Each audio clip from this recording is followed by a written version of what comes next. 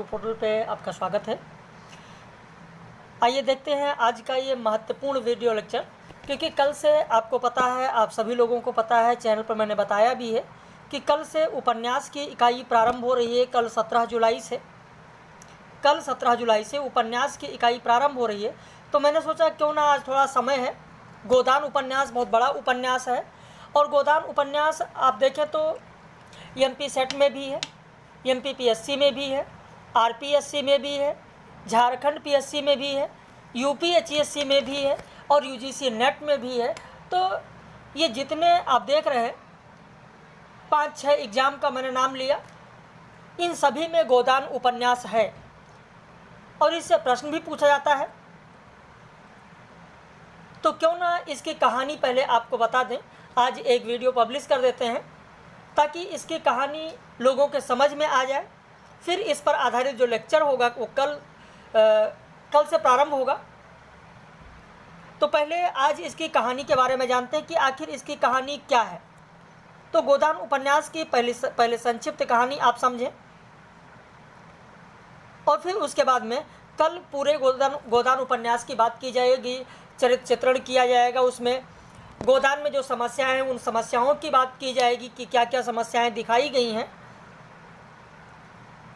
और यदि आप चैनल पर नए हैं, पहली बार आप देख रहे हैं, तो चैनल को ज़रूर सब्सक्राइब कर लीजिए। और अगर आपको बैच ज्वाइन करना है, कल से जो बैच प्रारंभ हो रहा है जिसमें कि शुल्क में छूट है, तो आप इस नंबर पर फ़ोन करके या व्हाट्सएप करके सारी जानकारी ले सकते हैं। स्क्रीनशॉट ले लीजिए नंबर का। और अगर नए हैं तो चैनल को सब्सक्राइब कर लीजिए। आइए शुरू करते हैं गोदान उपन्यास की कहानी। देखते हैं कि गोदान उपन्यास में क्या है। इसकी कहानी आराम से आप सुनते चले और कितनी मार्मिक कहानी है।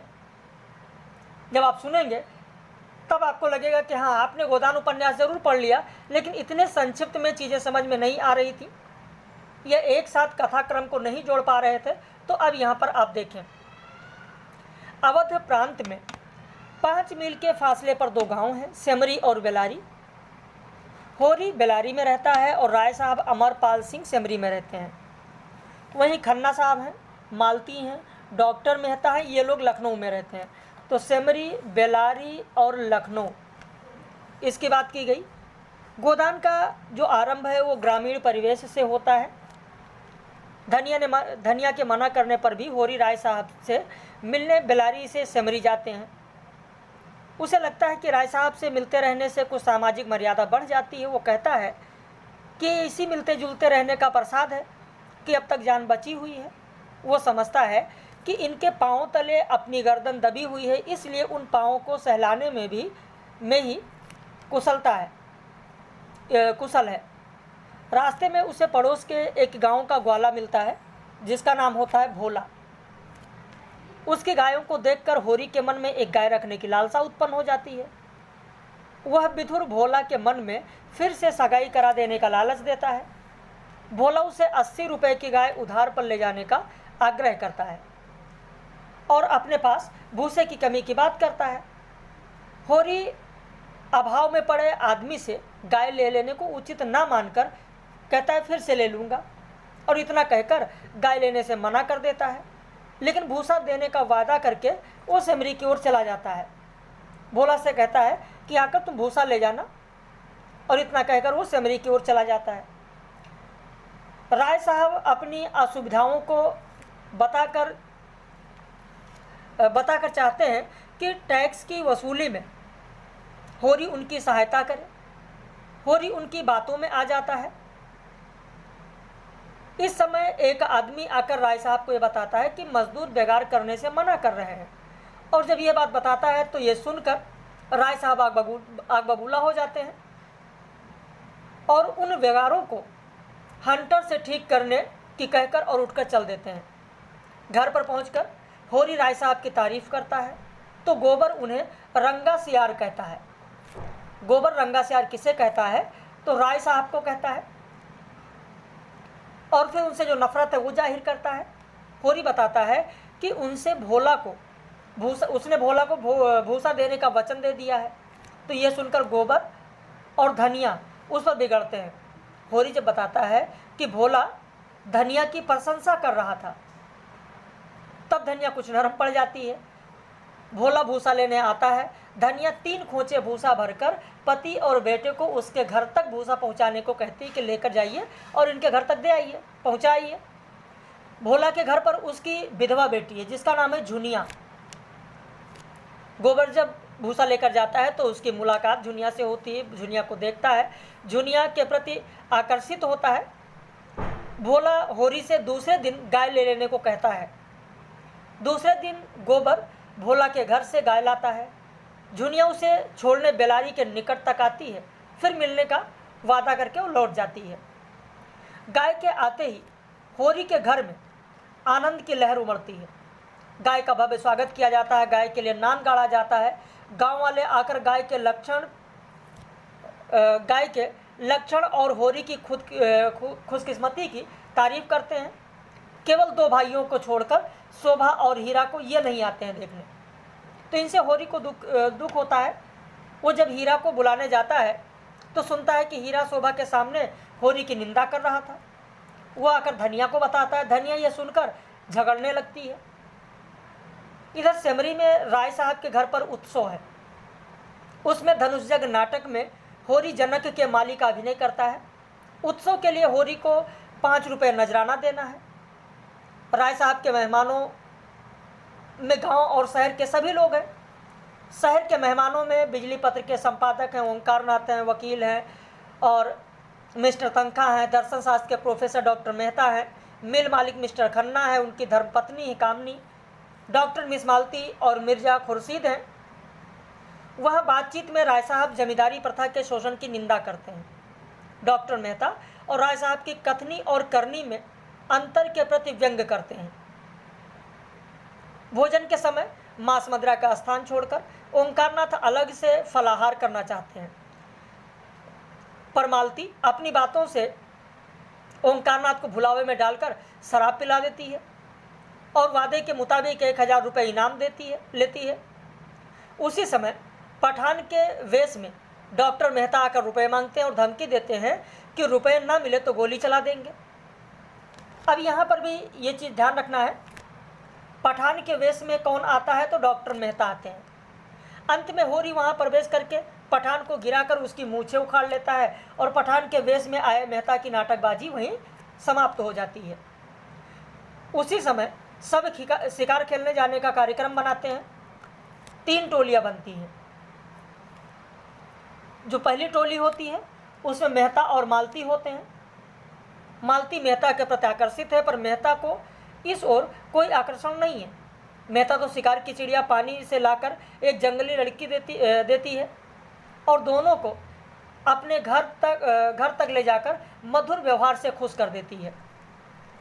इससे मालती ईर्ष्या करती है, वो मेहता की नज़र में गिर जाती है। दूसरी टोली में राय साहब हैं और खन्ना है। दूसरी टोली में राय साहब और खन्ना है।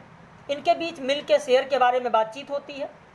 राय साहब शेयर खरीदने की बात टाल देते हैं। और तीसरी टोली में तंखा और मिर्जा हैं। मिर्जा एक हिरण का शिकार करते हैं। हिरण को एक ग्रामीण युवक को देते हैं।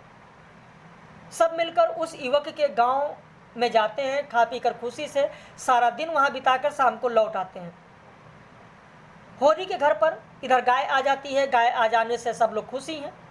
इतने में राय साहब का कारिंदा कहता है कि नोखेराम बाकी लगान न चुकाने वाले खेत में हल नहीं जोत सकेंगे। होरी पैसे का इंतजाम करने के लिए साहूकार झिंगुरी के पास जाता है। झिंगुरी सिंह की आंख गाय पर थी क्योंकि गाय बहुत अच्छी थी। उसने गाय ले लेने का चक्कर चलाया और कर्ज न लेकर लाचार होकर गाय बेचकर लगान चुकाने के लिए वो राजी हो जाता है और धनिया को भी राजी कर लेता है। लेकिन रात को घर के भीतर उमस होने के कारण गाय को लाकर बाहर बांध देता है। बीमार शोभा को देखकर लौटते समय गाय के पास हीरा को देखकर ठिठक जाता है। उसी रात को विष दिए जाने से गाय मर जाती है। तो होरी धनिया को हीरा पर शक होने की बात बता देता है कि जब मैं आ रहा था तो वहाँ पर शोभा को देखकर हम लौट रहे थे तो रास्ते में हीरा वहाँ पर था गाय के पास। ये आकर अपनी पत्नी को बता देता है। होरी भाई को बचाने के लिए सच को छिपाकर गोबर की झूठी कसम भी खा लेता है और जांच पड़ताल करने दरोगा गांव में आता है। गांव के मुखिया लोग इस विपत्ति का फायदा उठाने के लिए हीरा पर जुर्माना लगाते हैं। कुर्की से बचने और परिवार की इज्जत बचाने होरी झिंगुरी सिंह से कर्ज लेकर रिश्वत के पैसे लाता है, पर धनिया के कारण वो दरोगा को मिल नहीं पाता है। दरोगा मुखिया लोगों के घर की तलाशी लेने की धमकी देकर उनसे भी रिश्वत के पैसे वसूल करके चला जाता है। गोहत्या करके पाप के डर से हीरा घर से भाग जाता है। होरी हीरा की पत्नी पुनिया का खेत संभालता है। बीच में 1 महीने तक बीमार भी पड़ जाता है। एक रात होरी कड़कड़ाती सर्दी में खेत की रखवाली कर रहा था कि धनिया वहां पहुंच जाती है और बताती है कि 5 महीने का गर्भ लेकर झुनिया घर में आ गई है। होरी पहले उसे निकाल देने की बात तो करता है, लेकिन बाद में धनिया के समझाने पर उसे अपने घर में रहने का आश्वासन दे देता है। अब फिर से पंचायत को होरी का गला दबाने का मौका मिल जाता है। झुनिया के एक लड़का होता है। बिरादरी में ऐसे पाप के लिए गांव की पंचायत होरी पर 100 रुपये नगद और 3 मन अनाज का डांड लगाती है। धनिया पंचायत पर बहुत फुफकारती है, पर होरी झिंगुरी के पास मकान रहन पर रखकर 80 रुपये लाता है और डांड चुका देता है। गोबर झुनिया को चुपके से अपने घर में छोड़कर लोक लाज के भय से लखनऊ शहर भाग आता है। वो मिर्जा खुर्शीद के यहाँ महीने के 15 रुपये वेतन पर नौकरी करता है और उनकी दी हुई उस कोठरी में रहता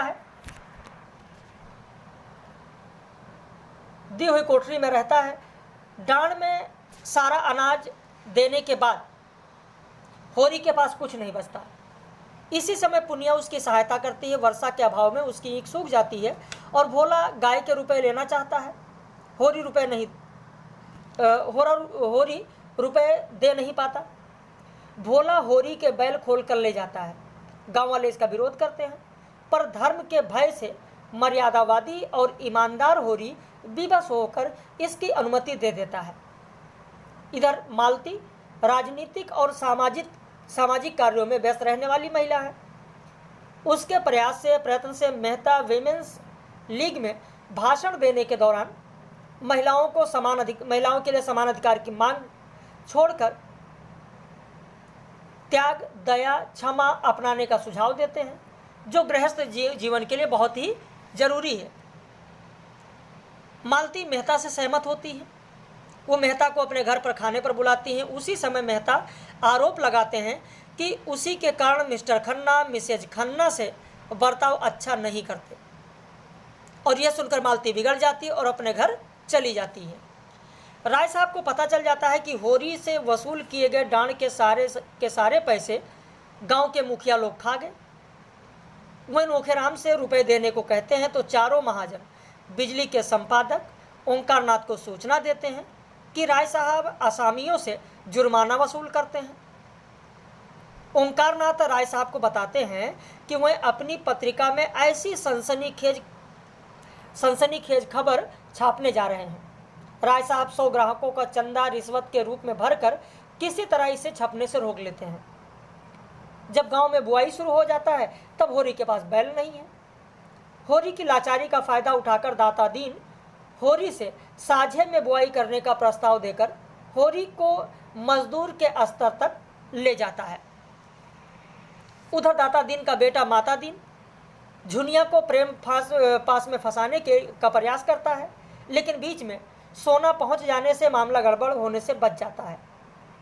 होरी ईख बेचने जाता है तो मिल मालिक से मिलकर महाजन सारा रुपया कर्ज के लिए वसूल कर लेते हैं।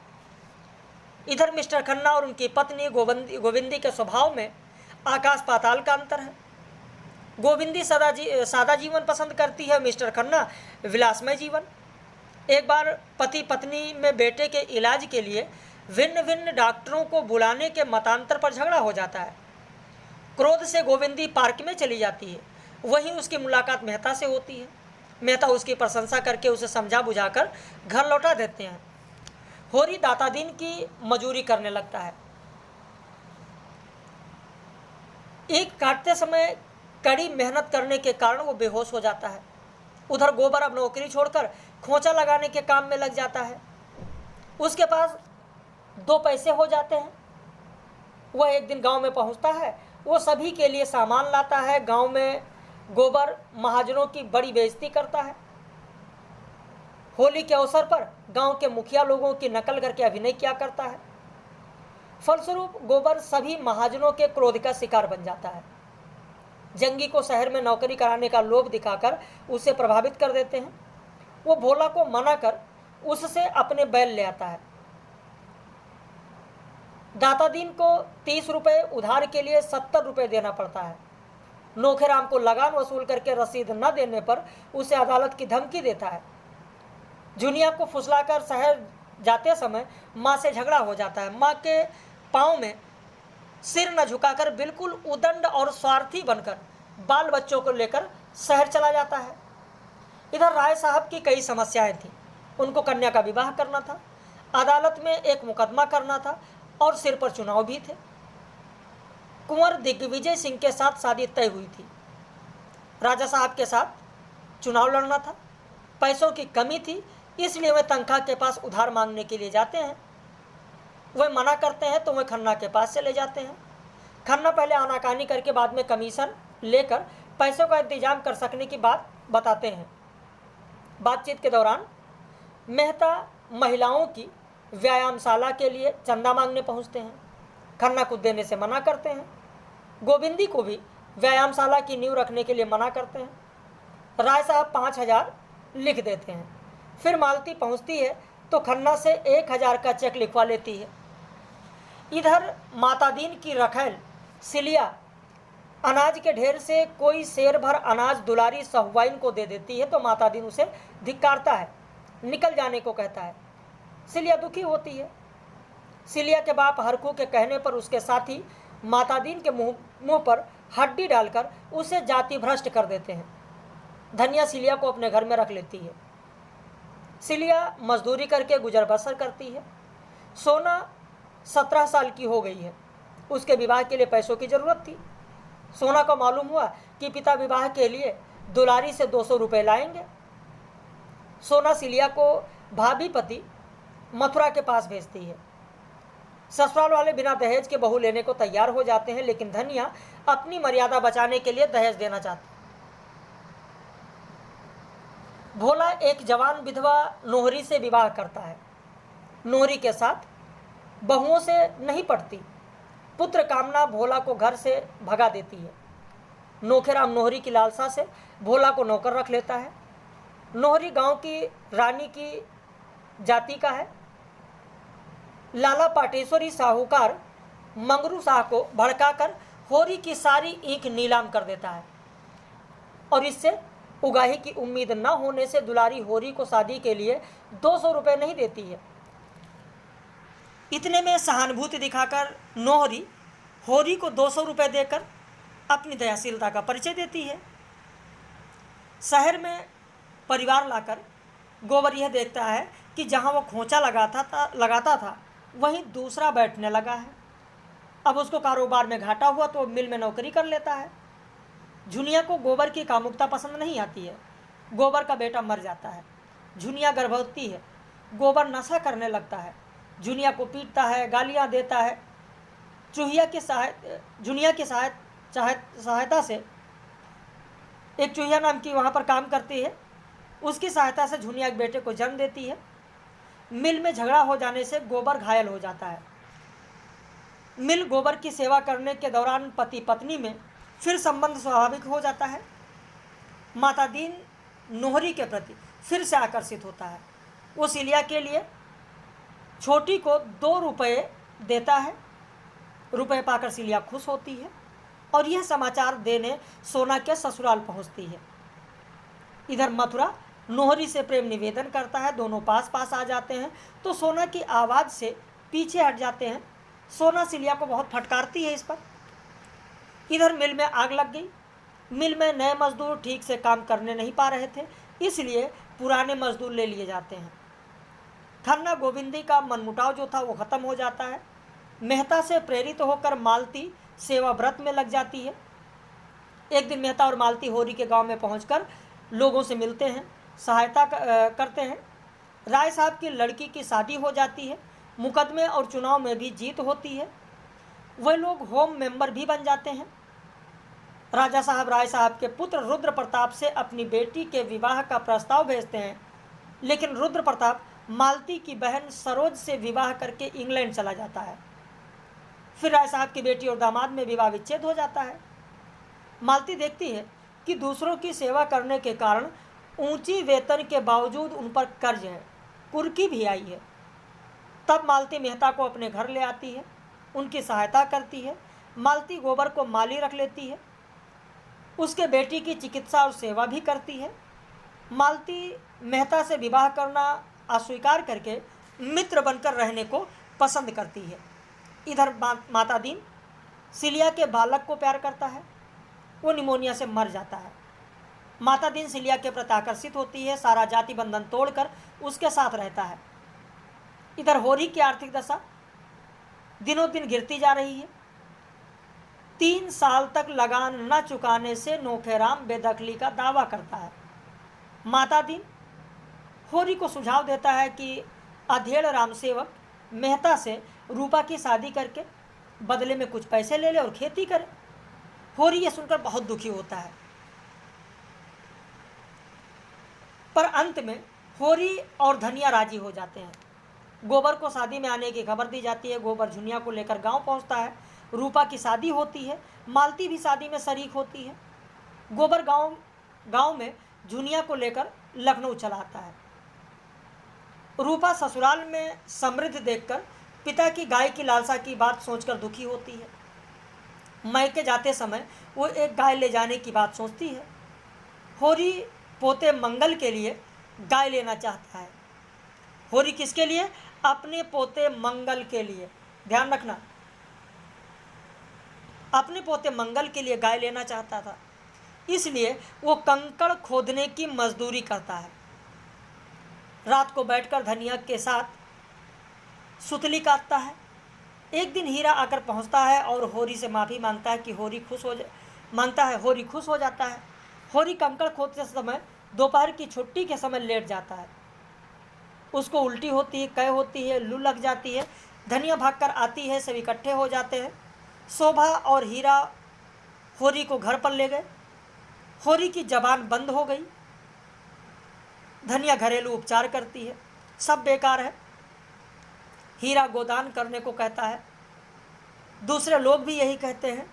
धनिया सुतली बेचकर रखे 20 आने पैसे पति के ठंडे हाथ में रखकर ब्राह्मण दाता दीन से बोलती है, महाराज घर में न गाय है, न बचिया, न पैसा, यही इनका गोदान है। तो ये था गोदान की कहानी, संक्षिप्त कहानी जो आपने 23 मिनट में सुनी। अब इसके बाद में गोदान में जो सामाजिक स्थिति है, गोदान में जो चरित्र चित्रण है, आप लोग प्रतिक्रिया अपना व्यक्त करें, कमेंट करें। तो वह भी वीडियो इसी तरीके से देकर पूरी कहानी सुनाकर और आपको दे दिया जाए। तो अपनी प्रतिक्रिया व्यक्त कीजिएगा, अपनी प्रतिक्रिया व्यक्त करिए और बताइए कि अगला वीडियो पब्लिश किया जाए या नहीं, कहानी समझ में आई या नहीं। बाकी तो कल से उपन्यास शुरू ही हो रहा है, लेकिन यह वीडियो सभी के लिए है, हमारे व्यूवर्स जितने भी हैं चैनल पर उन सब के लिए है। तो आप लोग अपनी राय ज़रूर व्यक्त कीजिएगा अगले वीडियो के लिए।